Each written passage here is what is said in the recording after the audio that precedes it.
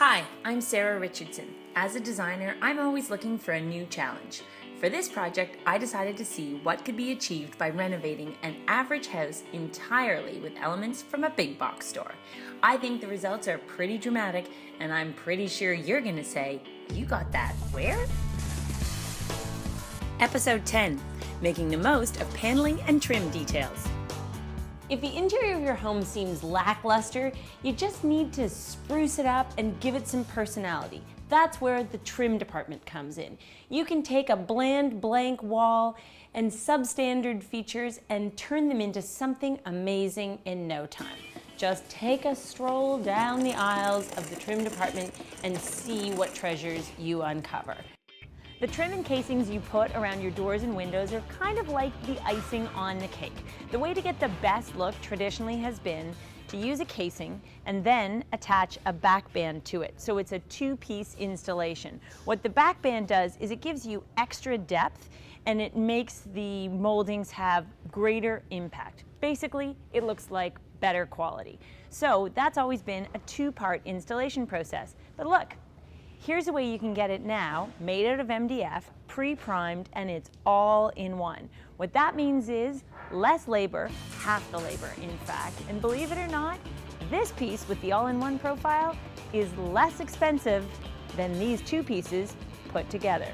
So it's a good deal for a great end result.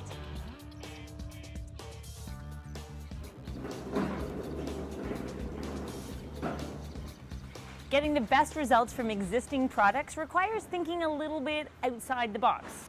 This says it's exterior plywood siding, but just because it says it's exterior doesn't mean I have to use it outside. I have an idea for an interior application, if I can get it onto my car. Oh! It's heavier than it looks. You might want to get a friend to help when you're doing this.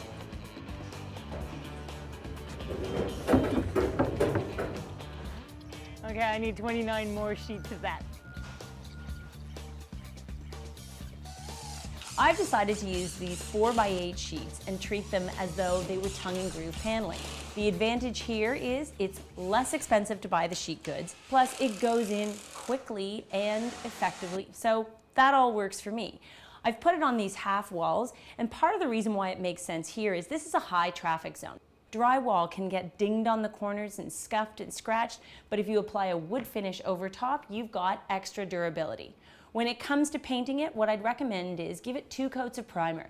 The fibers in the wood will swell up and they'll become a little bit rough. Don't worry, go over them with an electric palm sander and you can just smooth out the rough spots, then treat it in your finished wall color.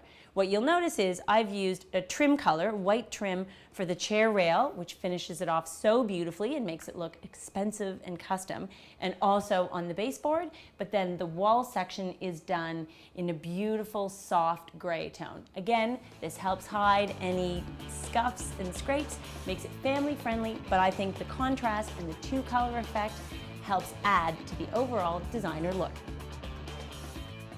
I've got lots of tricks for dressing up a bland blank box of a room, but this is one of my favorites. It starts with a piece of chair rail. Quite inexpensive and it will give you high impact. Here's what you do. Set your chair rail about 20 inches down from the ceiling. That's to the top of the piece of chair rail. Then choose a wallpaper. Now, you could paper the entire room, but wallpaper can get pricey. So this is my suggestion. Wallpaper comes in a width of 21 inches. If you go with a 20-inch space, it allows you to run one width of paper all the way around the room horizontally. The only trick is you have to make sure that you choose a paper that looks as good vertically as it does horizontally, because basically you're putting it in sideways. So any geometric print will work really well. And this way you can have a beautiful decorative accent around the top of the room and then choose a secondary wall color to paint the rest of the space. Instant update.